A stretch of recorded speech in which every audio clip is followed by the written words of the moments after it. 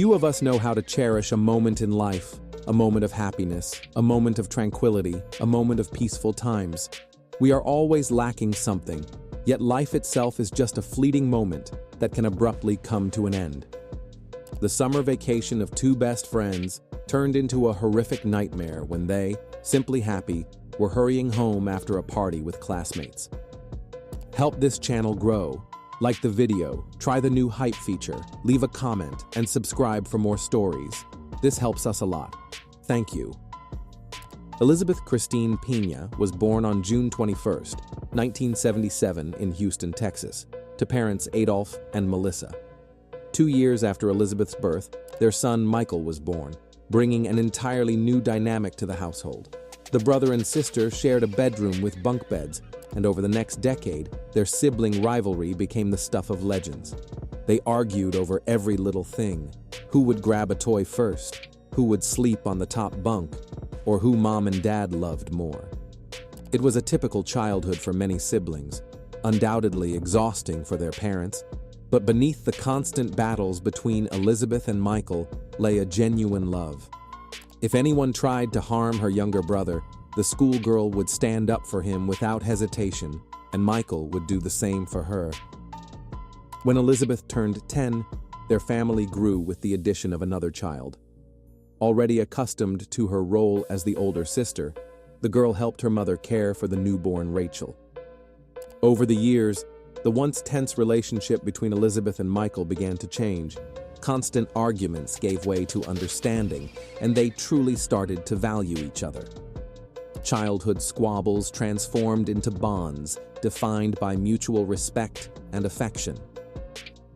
The Pena family lived in a modest 3-bedroom, 2-bathroom house in northwest Houston, in a cozy neighborhood not far from the local elementary school, and just a few minutes' drive from the Jester Park Shopping Center, which housed a large community pool, a ball game field, and a golf course. This area was ideal for raising children. From a young age, Elizabeth was known for her wide smile and positive energy. But she had one flaw: she absolutely hated washing her hair. The girl had gorgeous curly hair, and to avoid brushing it, Elizabeth would simply tie it into a bun. When her mother forcibly dragged her to the bathroom to tidy her hair, she would scream so loudly that the neighbors could hear. Despite her aversion to washing her hair, Elizabeth had a cheerful personality that left a lasting impression on everyone she met. School wasn't the girl's top priority. She was more interested in socializing with peers than reading books. Her father, Adolph, jokingly said that Elizabeth cared more about looking pretty than becoming the top student. Yet, while she was one of the most popular girls at school, it didn't take long for those around her to realize that her beauty wasn't superficial. It was her unique personality that made her shine. In her teenage years, Elizabeth went through a brief, rebellious phase. She started hanging out with boys, which caused tension at home. There were occasional arguments with her parents about curfew. To sneak out of the house, Elizabeth used her bedroom window a couple of times. Her father was candid with his daughter, explaining that men and boys of any age might try to take advantage of her naivety. He advised Elizabeth to be cautious and not trust anyone until she knew them better. To prevent potential problems, her parents transferred her from a public high school to a private Catholic one. But this didn't curb her rebellious streak. 6 weeks later, Elizabeth was expelled from the school. Apparently, this served as a wake-up call, prompting her to reevaluate her outlook on life. She distanced herself from her old group of friends and decided to start anew. Elizabeth transferred to another high school, where she surrounded herself with people who supported her on her path to self-improvement. It was here that she met a girl named Jennifer Ertman, who later became one of Elizabeth's closest friends. In terms of appearance, the girls were complete opposites. Jennifer had straight golden blonde hair and big blue eyes, but they both embraced the same 90s fashion. Jennifer Lee Ertman was born on August 15, 1978, in Houston to Sandy and Randy Ertman. Jennifer was their only child, a miracle after years of trying to conceive. Sandy became pregnant with her daughter at 35, which made the parents cherish their long-awaited child immensely. From a young age, Jennifer had a great sense of humor. A single chuckle from her could instantly lift anyone's mood, and she was definitely a daddy's girl. Jennifer's interests were diverse. As a child, she loved go-karting and had a huge collection of baseball cards. In her teenage years, she was obsessed with popular music bands, plastering her bedroom walls with posters. Jennifer was an exceptional child, a kind girl with a heart of gold. Sandy and Randy instilled in their daughter the right values, teaching her to be honest, kind, and respectful of others. Jennifer not only met her parents' expectations, but exceeded them.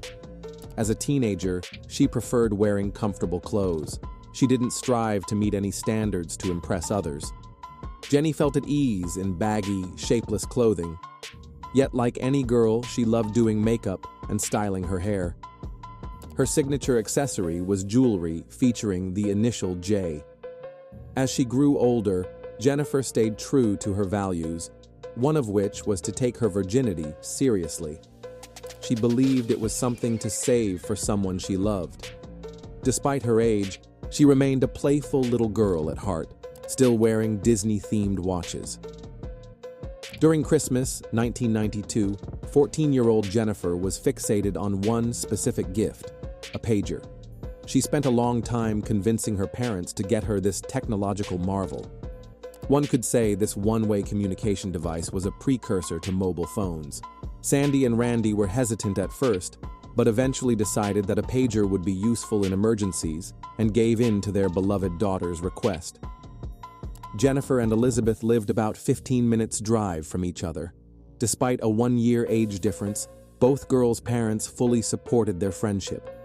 Elizabeth's father, Adolf, valued Jennifer's influence on his daughter.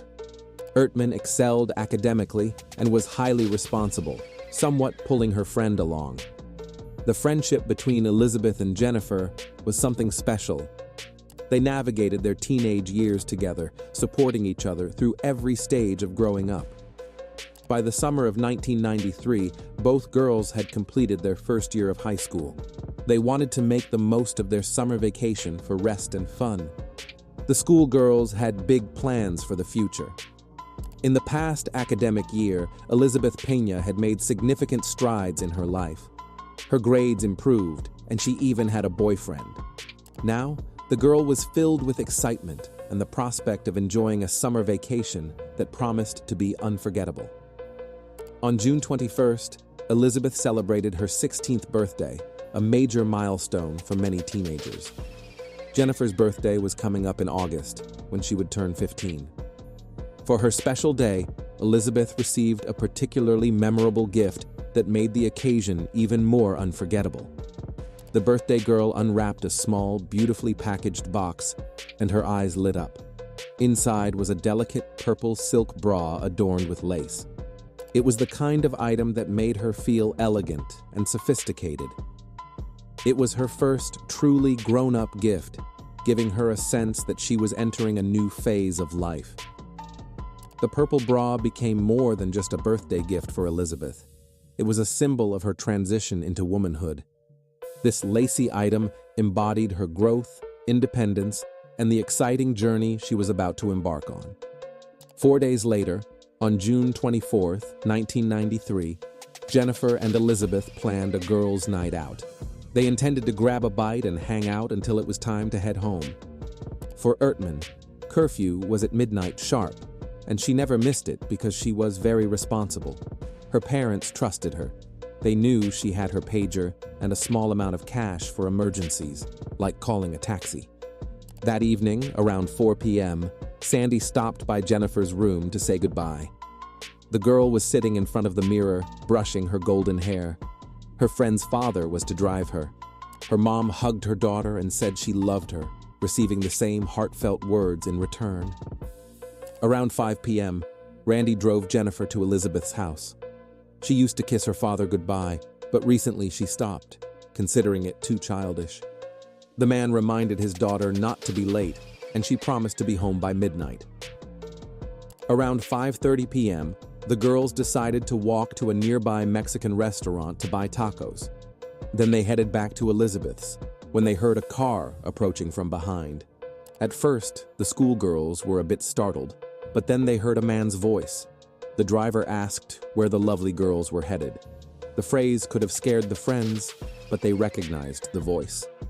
It was Adolf, Elizabeth's dad, coming home from work. The man teased the girls on purpose to lift their spirits. Elizabeth and Jennifer laughed and waved to Adolf, signaling they'd walk. Later that evening at 8 p.m., Elizabeth's mom, Melissa, drove her daughter and her best friend to meet another friend, Gina, at the Silver Creek apartment complex, just a 5-minute drive from Jester Park. The girls' plan was simple: hang out until 11 p.m. to make it home by midnight. The high schoolers headed to their friend's apartment, where they were greeted by Gina's mom and younger sister. The girls settled in the bedroom, simply enjoying their time and each other's company. It was a typical summer evening: music, laughter, and casual conversation. Time flew by unnoticed until the sound of a pager interrupted them. It was Jennifer's mom, Sandy. She had sent a message asking her to call back. Slightly annoyed, the teens waited as Ertman called home from a landline, assuring her mom everything was fine and they were just chatting in Gina's room. Promising not to be late, Jennifer and the girls decided to step outside for some fresh air, where they were joined by a few more classmates. Together, they strolled around the apartment complex, sat by the pool, and didn't notice how quickly time passed. At 10:20 p.m., Jennifer quietly nudged Elizabeth, reminding her it was time to head home. But saying goodbye took another 20 minutes. In the end, they had just 20 minutes left to get to the Peña house on time, though it usually took at least half an hour on foot. At 11:30 p.m., Jennifer was very worried about missing her curfew, so she suggested cutting through the railroad tracks directly through the park. It was a familiar, safe area where the girls knew every turn, and they decided to save a few minutes, unaware that this casual walk through the park would be their last. Meanwhile, Jennifer's mom, Sandy, woke up at 4 a.m. with a jolt, her heart racing for no apparent reason. Shaking off the remnants of sleep, the woman realized the cause of her sudden anxiety. It was the light burning in her daughter's room. Sandy always left a desk lamp on for Jenny until she came home. Normally, Jennifer would turn it off when she went to bed, but since the lamp was still on, it meant her daughter hadn't returned. On the verge of hysterics, Sandy got up and went to Jennifer's room. The bed was untouched, the sheets perfectly made, with no signs that her daughter had been there. If Jennifer had decided to stay over at a friend's, she always called ahead to let her mom know, but this time there was no call, meaning something was wrong. Sandy started paging Jennifer repeatedly, still hoping her daughter had accidentally fallen asleep at a friend's house. She reassured herself that the pager might have run out of battery. She went back to bed, trying to stay calm, but for 2 long hours, her mind raced through every possible non-worrisome explanation. Sandy fought rising panic, doing everything she could to convince herself that Jennifer was fine. But deep down, she couldn't shake an irrational fear for her daughter. At 6:30 a.m., Randy Ertman woke up to an unsettling silence in the house. His daughter Jennifer was nowhere to be found. Sandy was afraid to tell her husband the truth, hoping it would somehow resolve itself. She didn't want Randy to know their daughter had missed curfew, as he insisted on following house rules without exception. He wasn't a tyrannical father. He simply wanted to protect his child from trouble. When Randy asked where Jennifer was, Sandy hesitated. She knew lying wouldn't help, but she still told him that maybe their daughter had stayed at a friend's. She thought Jennifer might have mentioned something about it yesterday. The parents waited for a call or for Jennifer to show up. When their daughter still hadn't returned by 11 a.m., panic began to grip Randy as well. He picked up the phone and dialed the Peña family. The line rang endlessly, but no one answered. The silence on the other end only heightened his anxiety. With no other options, Randy tried contacting Jennifer's other friend, Gina, but to no avail. Unable to sit idle and wait, he jumped into his car and sped to the Peña family's house, hoping for answers. The eerie silence around the house felt unreal. There were no cars in the driveway, No movement, nothing. Randy knocked on the front door, shouting for someone to respond. Then he went around the house, banging on every window, trying to find out where his daughter was. Silence was the only response. Randy returned home empty-handed, and he and Sandy were distraught and confused, unsure what to think next. Could Jennifer have lied about her whereabouts, or was their girl in trouble? Minutes turned into hours. When the phone rang, Randy's frustration reached a breaking point. It was his daughter's friend Gina, who was at summer school. She had returned and listened to a message on her answering machine.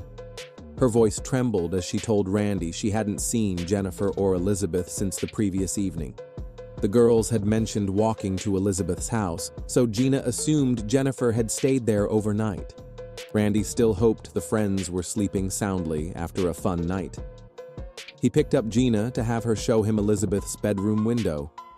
They drove to the house, and the man began banging on the window so hard he broke the glass. Gina, standing nearby, feared neighbors would call the police, as they were already peering out, wondering about the commotion. But Randy didn't care. His sole intention was to find his teenage daughter. Once again, achieving no results, he drove Gina back to her apartment and rushed home to Sandy. While he was gone, the woman sat in Jennifer's room, flipping through a phone book and calling everyone on the list, hoping someone had seen or heard about the girls. But every call ended the same way. No one had any information. Then Elizabeth's parents reached out. They were both at work that day.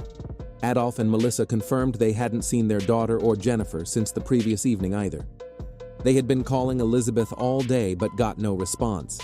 In fact, they hoped she had stayed overnight at the Ertmans. After this, Randy immediately called the police to report the girls missing. Unfortunately, the Houston Police Department didn't take the report seriously. As is often the case, they assumed the teenagers had simply run away from home and would return soon. However, the Pena and Ertman families knew the girls would never cause them such worry. Despite the lack of police assistance, the parents decided to take matters into their own hands. Melissa drove Adolf to Gina's apartment complex, where the friends had last been seen, and he searched the entire area around the building. He went down to the railroad tracks toward the park, checking bushes and under every stone, hoping for any clue. Meanwhile, Randy Ertman turned to the media for help in finding the missing girls. However, the media, like the police, treated the case with the same indifference, assuming the teens were runaways. While law enforcement and the media did nothing, the families couldn't sit idly by and wait. The next morning, Saturday, June 26th, Randy Ertman created missing persons flyers with photos of both girls and, with help from a local store, printed copies costing nearly $3,000. Parents and their friends fanned out across the city with flyers in hand, determined to cover every corner. They posted notices in high-traffic areas like laundromats, doorways, and lampposts, aiming to reach as many people as possible. But obstacles arose here too. Some residents and business owners tore down the flyers, believing they marred the appearance of buildings. Heartbroken, the parents refused to stop. On Sunday, June 27th, just 3 days after Elizabeth and Jennifer went missing, a disturbing call came into the police. The caller, identifying himself as Gonzalez, claimed he knew where the bodies of the dead girls were. Before providing further details, Gonzalez mentioned a wooded area near Jester Park and abruptly hung up. The Houston Police Department, wasting no time, responded to the alarming call. Several officers were dispatched to search the area near Jester Park. The initial search yielded nothing. No bodies, no signs, no evidence to confirm the horrific claim. However, the next day, Gonzalez made a second call, this time directly to 911, providing a more detailed description of the location where the bodies were. The new information allowed the police to focus their search on a specific area. When officers arrived at the scene, a crowd of onlookers had already gathered, eager to see what was happening. Detective Cromwell didn't head where logic suggested something might be hidden, but followed his intuition, moving in a different direction. The officer crossed to the other side of the railroad tracks, climbed a small embankment and scanned the area around him. Nearby was a line of vegetation, and the policeman tried to peer through the bushes. At some point, his attention was drawn to scattered clothing on the ground in the woods. Literally pushing through tangled branches, Crombell saw something resembling human bodies. He immediately called for backup. The first body found was that of a young girl. She was lying on her back. Her shirt was pulled up over her chest, exposing a purple silk bra and covering her face. Her arms were crossed above her head, as if she had surrendered to her fate. One leg wore a high-top sneaker, while the other had only a white sock. Below, the girl was completely naked. Having lain in the woods for several days, the remains were exposed to heat and insect infestation. Investigators didn't yet remove the shirt pulled over her head and moved to the other victim. The second girl was partially clothed, but her body had swollen dramatically from the intense Texas heat. Despite severe decomposition, one detail stood out vividly. Her nails were neatly manicured and painted bright red. The horrific effects of animals and insects had ravaged the schoolgirl's body, leaving only a skull and a broken jaw. Where there were wounds on her arms, only bones remained, as the muscles and skin had been eaten away. The girl's friend Gina, who lived nearby, anxiously awaited news. Her heart was heavy with worry. It had been several days since her friends Elizabeth and Jennifer disappeared, and she couldn't imagine what might have happened to them. Gina was one of the last people to see the girls alive. As she sat nervously waiting and glancing at the clock, the phone rang. On the other end was their mutual friend, Vanessa. She delivered news that shook Gina to her core. The classmate said the police had found 2 bodies in Jester Park and broke down in tears. Unable to believe the cruel reality, both girls rushed to the scene. They pushed through the crowd of onlookers, desperate to confirm it wasn't their friends found in the woods. The girls were terrified of seeing their lifeless bodies, trembling with fear, but still pressed forward to where the crime scene was cordoned off with tape. Bystanders whispered among themselves, speculating about the victims' identities, when someone shouted a curse at the perpetrators. Gina could barely process the words, as one overwhelming question swirled in her mind. Were the bodies found in the park those of her friends Elizabeth and Jennifer? Or were they alive and well, and would she soon see them? Would she breathe a sigh of relief, or would she face grief? She stood there, gripped by fear, praying it wasn't them. Randy Ertman grappled with the same desperate questions when he heard on the news about bodies found in Jester Park. The man rushed to the scene, pushing through the crowd. He shouted that his daughter had blonde hair. An officer maintaining order struggled to restrain the devastated father. Tears streamed down Randy's face, but the detective couldn't answer his questions yet. Though the police were almost certain the remains belonged to the missing Jennifer and Elizabeth, the degree of decomposition made visual identification nearly impossible. To quickly establish the victims' identities, Randy raced home to retrieve his only daughter's dental records. No one was home, which further unsettled the man. But soon, a family friend called, adding to the bad news. Sandy had fainted upon hearing about 2 partially clothed female bodies found in the park. She was rushed to the hospital and given a sedative, as she had a full-blown breakdown. So Randy was left alone with the painful reality. As the bodies were prepared for transport, reporters from various news outlets swarmed the scene. It was appalling that they showed no empathy for the parents when they sought help in finding the missing schoolgirls. But now, eager to be the first to cover the horrific details, the media descended like vultures. Even more tragic, Adolf and Melissa, Elizabeth's parents, learned of their daughter's fate in the most heart-wrenching way, through a news report. The woman, hearing about her firstborn's fate, froze in place. Her mouth was agape, and tears streamed down her face. Adolf didn't know how to help his wife. He was devastated by the news himself. At that moment, the Peña family's home phone began ringing off the hook. The media were eager to be the first to tell the story of the 2 missing teens. Adolf had to unplug the phone to silence it. He was furious with the reporters. Both families were also enraged by the Houston Police Department's response, as their slow reaction to the girl's disappearance was unacceptable. Unfortunately, even if the detectives had taken the case immediately, they wouldn't have been able to save the girls. The medical examiner inspected the bodies and offered preliminary findings. Due to severe decomposition, precise conclusions were impossible. Jennifer Ertman's cause of death was determined to be a neck injury, likely strangulation. Detectives suspected a torn belt found at the scene could have been the murder weapon. Elizabeth Pena was missing several teeth, suggesting she had been severely beaten in the face with a fist or foot. Her cause of death was also determined to be strangulation. Given the condition of the bodies, it was impossible to definitively determine if the girls had been sexually assaulted.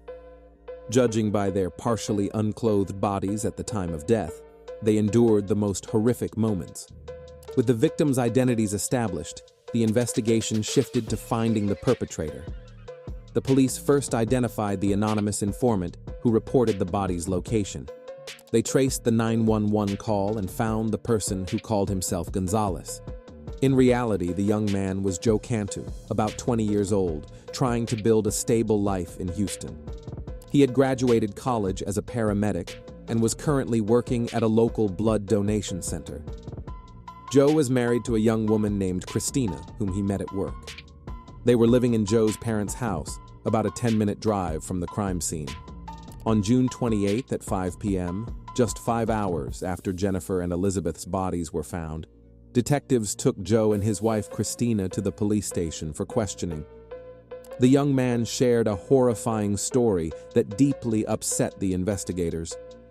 Cantu explained that he lived with his parents and younger brother, 18-year-old Peter Cantu, and then recounted the events of the past week.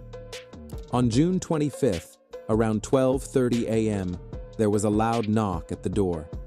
His wife, Christina, opened the lock and found a group of young people standing outside.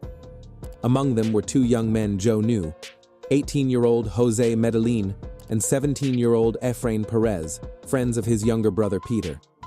Next to them stood another teenage boy, whom both Joe and Christina were seeing for the first time, 17-year-old Raul Villarreal.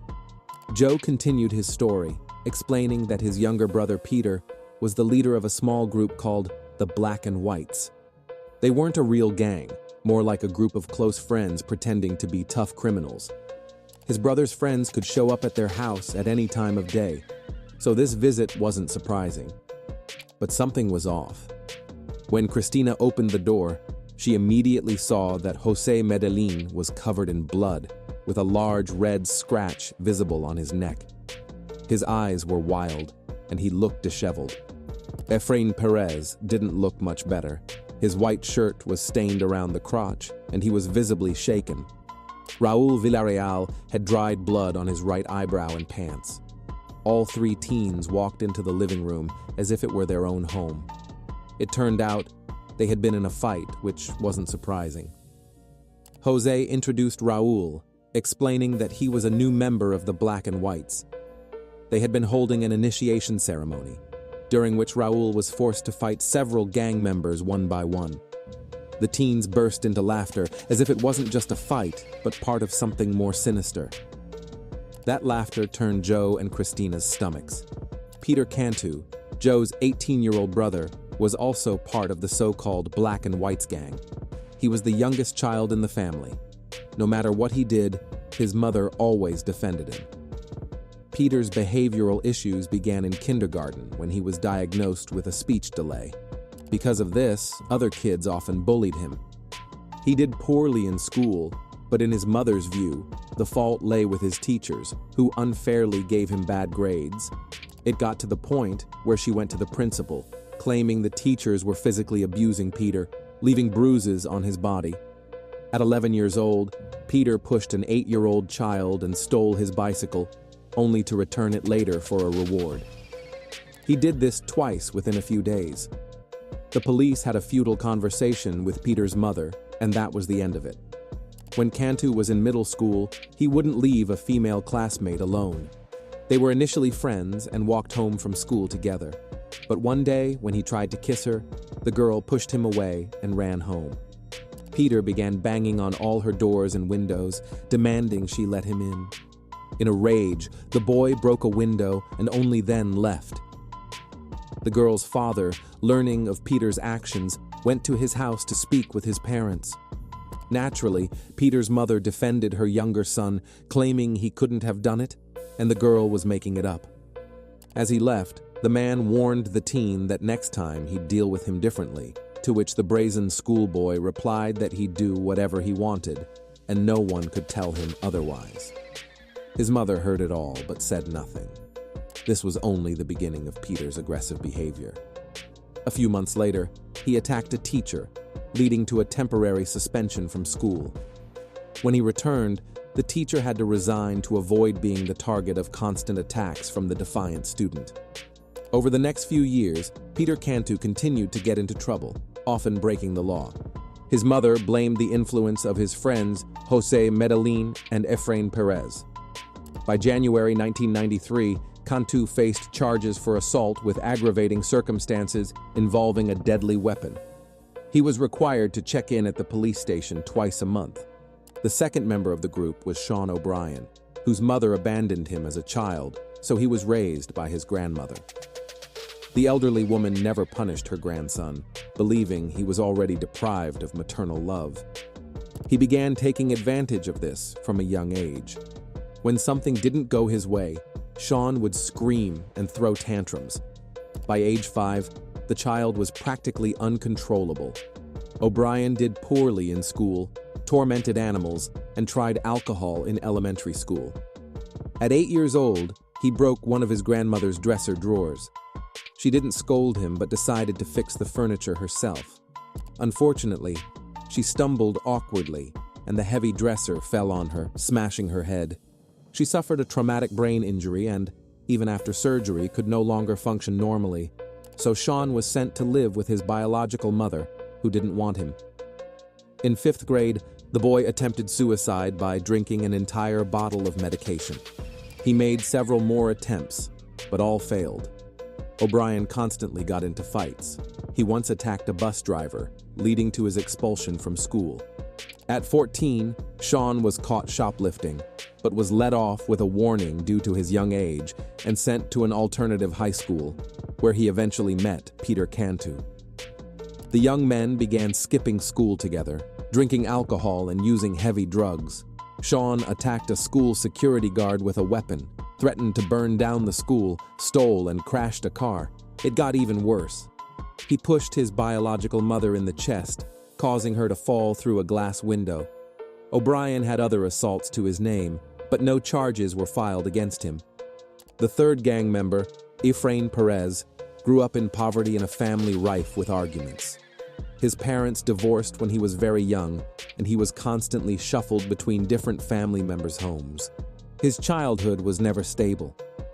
Things went relatively well at first until Efrain moved to Houston and met other Spanish-speaking boys in his class.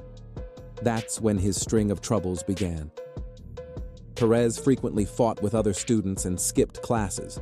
The school tried to contact his parents or guardians, but no one ever got through. Another member of the Black and Whites, Jose Medellin, got into trouble when he met Efrain. The two 16-year-old teens stole a car and were caught the next day when the car Jose was driving broke down, and Perez was pushing it with a stolen van. Both were taken into custody, but released since they were minors. Just a month later, they did it again, stealing several more vehicles, after which both were sent to a juvenile detention center. They faced formal charges. The young men were placed on probation, during which they were supposed to complete a rehabilitation program. However, Jose Medellin never did. A month later, he nearly killed a high schooler while trying to steal his jacket. Jose shot him twice. Fortunately, the boy survived. Then Jose, Peter, and Efrain killed 2 people during an attempted robbery. They escaped punishment for that crime, as they weren't caught. Just a month before the incident with the girls, Efrain was shot in the chest. He was rushed to the hospital, but didn't disclose details of the shooting. The Black and Whites gang had other members involved in various crimes, such as theft, carjacking, drug use, and drinking in public places. But they were not involved in the murders of Elizabeth Peña and Jennifer Ertman. The gang had a regular meeting spot located between the railroad tracks and Jester Park. Raúl Villarreal approached Peter Cantu, the leader of the Black and Whites, asking to join the group, to which the leader proposed that the young man fight each member. If Raúl could withstand it all, he'd become a member. The initiation ritual took place at their usual meeting spot. Each fight lasted at least 5 minutes. Before this, the guys had been drinking beer, so the fights were accompanied by rowdy commentary from those present. With each subsequent fight, Raúl grew weaker but didn't give up. He was desperate to prove his toughness and earn membership. At one point, Villarreal took a hit, fell, and couldn't get up. So the guys left him there and went to the railroad overpass to discuss the initiation and make a decision. By consensus, Raúl was accepted into the gang. All the Black and Whites members were in high spirits. But by 11 p.m., the atmosphere began to shift as the group, which had been drinking all day, grew louder.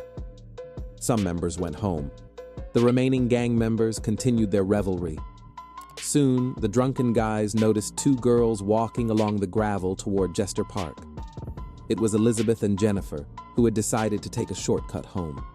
At that moment, the poor girls had no idea that a group of drunk and cruel teenagers was partying right in front of them. Joe Cantu described the rest of the night to the detectives.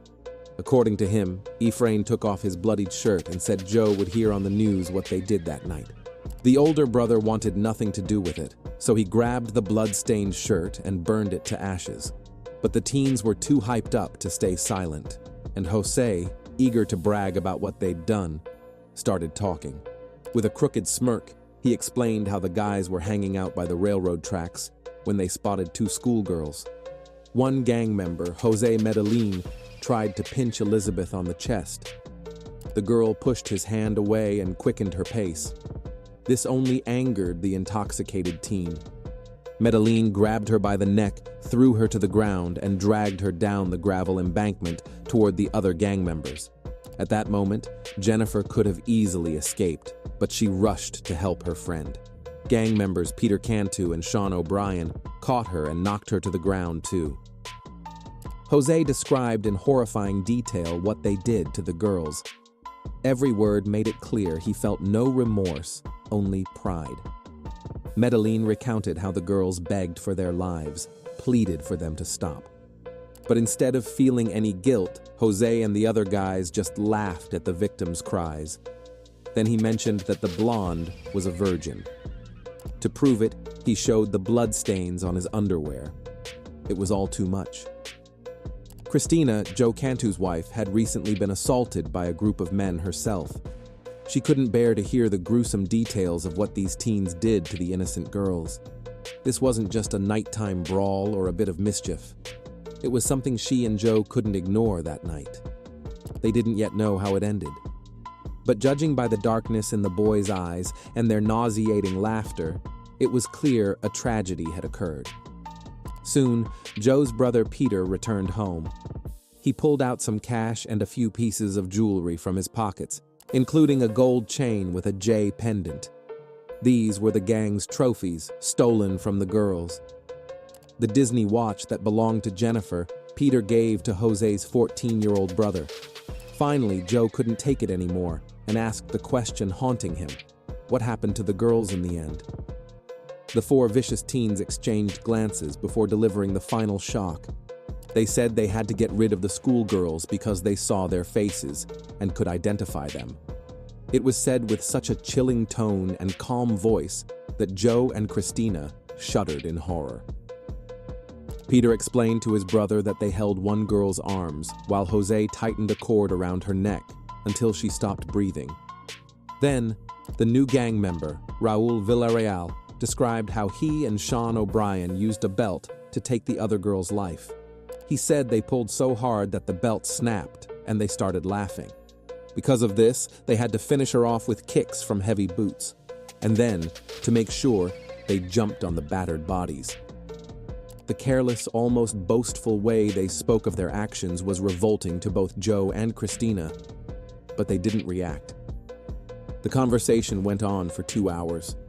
During this time, Christina came in and out of the room, sometimes crying in the bedroom so no one would see. When her husband Joe finally came to bed, she didn't even look at him, though he wasn't involved in anything. The woman was so traumatized that the next day she urged her husband to do something about what they'd heard that night. Joe was torn between loyalty to his brother and the weight of what he'd learned. However, Christina managed to convince Joe to call the police anonymously, which he did. The detectives now had enough to obtain an arrest warrant. At 3:30 a.m. on June 29th, the Houston Police Department arrested all 6 suspects involved in the murders of Elizabeth and Jennifer: 18-year-old Peter Cantu, 18-year-old Sean O'Brien, 17-year-old Efrain Perez, 17-year-old Raul Villarreal, 18-year-old Jose Medellin, and his 14-year-old brother Venancio. All were charged with a capital crime. Under Texas law, they could all be held accountable, regardless of age, if it was proven they acted together. When Elizabeth and Jennifer's families learned their daughters had suffered at the hands of 6 people, they were stunned. Why didn't any of these teens even try to stop the massacre? Houston communities were also horrified. Crimes were fairly common, but what happened to the girls was beyond comprehension. The senselessness of the crime shook the entire city. If Christina Cantu hadn't convinced her husband to contact the police, the perpetrators would have remained free and continued to ruin others' lives.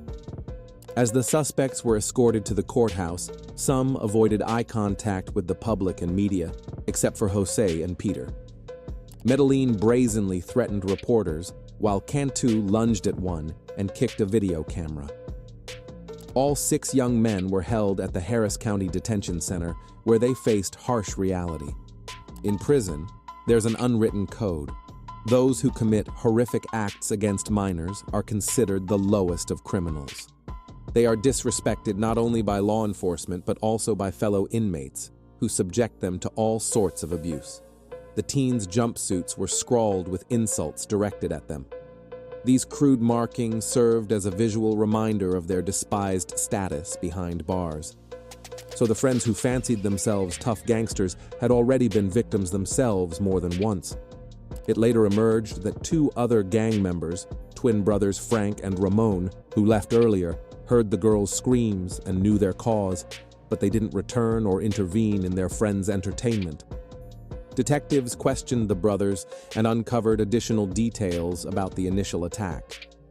Later, the twins admitted to a detective that they didn't act because they didn't want to seem weak in front of the other gang members. But someone was willing to speak out. It was 14-year-old Venancio Medellin, Jose's younger brother, who effectively pleaded guilty to a crime with aggravating circumstances. The teen provided police with key case details in exchange for a lighter sentence. Venancio saw it all with his own eyes, standing in shock, unable to believe the horrors unfolding before him. Elizabeth and Jennifer were assaulted in every possible way by 5 gang members. The youngest was also forced to participate. He gave in because he feared for his life. Out of fear, he couldn't do it. Venancio thought it was over when Peter Cantu delivered the terrifying news that the girls had seen their faces and now had to be eliminated. Jennifer was killed first, and as she fought for her life, her friend Elizabeth could only watch, knowing she was next. When the boys couldn't strangle Peña, they began kicking her with all their might and then jumping on her. Despite everything, Elizabeth and Jennifer remained incredibly strong through this horrific ordeal. Neither shed a tear until it came to the final execution. Only when Elizabeth saw Jennifer dying did she break down in tears. 14-year-old Venancio Medellin was sentenced to 40 years in prison, the maximum term for juveniles. His sentence was reduced because he testified against 4 gang members, all except his brother. The Ertman and Peña families were furious over the lenient sentence, and their frustration grew when state authorities didn't file additional charges and even tried to further soften the punishment. The teen issued an emotional statement expressing deep regret for what happened. He often lay awake at night, haunted by the thought that he could have intervened and stopped the others, but didn't know if he could have. He was 14, not part of the Black and Whites gang, and had simply come to the meeting with his older brother, Jose. July 1st became a day of heart-wrenching funerals for Jennifer Ertman in Houston. Hundreds of grieving schoolmates gathered to pay tribute to their friend. The service was filled with somber music and Jennifer's favorite songs. Her parents weren't surprised to learn their daughter had a chance to escape, but returned to help her best friend, Elizabeth. Jennifer was always known for her loyalty and bravery, even in the face of unimaginable danger. These qualities reflected the strength of their friendship. After the farewell to Ertman, many mourners went to another service to honor Elizabeth Pena and her family. The girls' graves were placed diagonally across from each other, symbolizing their strong friendship and the tragic fate they shared. Vigils and memorials were held across the state in honor of the girls. The parents were touched by letters of support and condolences from around the world, including from President Bill Clinton. The district attorney demanded the death penalty for Peter, Jose, Sean, Efrain, and Raul. The trials for the 5 defendants were scheduled around the same time. When the medical examiner presented a report on the injuries the schoolgirls sustained and the condition of their bodies, both families had to leave the courtroom, unable to bear the gruesome details. But the prosecutor believed it was crucial for the jury to see the devastating evidence firsthand. Only by grasping the full horror of what happened to the girls could they truly understand the gravity of the crime. During Peter Cantu's trial, Randy Ertman told the defendant everything he felt. The courtroom was filled with friends and loved ones of the slain girls, their classmates and teachers. All these people came to support Randy as he prepared to confront Peter. Cantu turned his back to the father of his victim, refusing even to acknowledge Ertman's presence. But the grieving father's voice thundered through the courtroom, repeatedly demanding that Peter look at him. The man said Cantu was worse than a beast that kills its prey to survive. Peter committed the murders for thrills. In the end, Randy wished the boy would burn in hell and said he lived for the day he could see his death. The father tried to express all the rage that had consumed him since learning what his only daughter endured. Everyone present at the trial was shocked by Peter Cantu's complete lack of remorse. The guy simply brushed off the horror he had caused. The judge sentenced him to death. By September 1994, to save time and avoid further emotional strain for the families of the slain schoolgirls, it was decided that Raul, Efrain, and Jose would be tried simultaneously in the same courthouse. All 3 were found guilty and sentenced to death. After the verdict, a physical altercation broke out in the courthouse hallway between Adolf Pena and Efrain Perez's stepfather, who claimed the girls died because of bad parenting. This man dared to justify his stepson's actions and blame the victim's father. It was so outrageous that police had to intervene and stop the fight. Before Sean O'Brien's trial began, Joe Cantu contacted the Houston Police Department again with shocking information. Joe revealed that Peter, along with Jose and Sean, had bragged about killing another woman months before the attack on Elizabeth and Jennifer. According to Joe, the 3 guys confessed to killing 27-year-old Patricia Lopez, a mother of 2, in January 1993. The woman was found lying on her back, partially unclothed, her body slashed open, exposing her internal organs. The crime nearly went unpunished. Only after Joe Cantu's report did DNA analysis confirm the involvement of all 3 young men. O'Brien's trial began in April 1999, and after just 90 minutes of deliberation, the jury reached its verdict. He, too, was sentenced to death. Despite the severity of the sentences, Elizabeth's parents considered the punishment too lenient. Adolf expressed his desire to inflict on Sean the same pain his daughter endured. He said he'd be glad if Elizabeth had simply been injected and put to sleep forever instead of suffering the torment she did. Thus, all 5 Black and Whites gang members received death sentences. The girls' parents requested to attend the executions. Such a thing was previously prohibited in Texas. but the families united and lobbied for a new law. They wanted to personally witness justice being served. In 1996, after persistent efforts from both families and others who had endured similar tragedies, the Corpus Christi Criminal Justice Board made a landmark decision. They changed Texas policy, allowing victims' families to witness executions. After this change, about 75% of victims' families took advantage of the opportunity. However, in 2005, something devastating happened. The Supreme Court ruled that individuals under 18 at the time of the crime could not be sentenced to death. The sentences for Perez and Villarreal were automatically commuted to life imprisonment, and they will be eligible for parole in 2029. This news was another blow to the girls' families. They still hope the criminals will never be released from prison. These vicious monsters must bear responsibility for their heinous actions until their last days. On July 11, 2006, Sean O'Brien's execution took place. The condemned man pledged to apologize to both families, but it no longer mattered to them. At 6:19 p.m., he was pronounced dead from a lethal injection. In August 2008, the same fate befell Jose Medellin. Then, in August 2010, the gang's leader, Peter Cantu, was sent to the afterlife.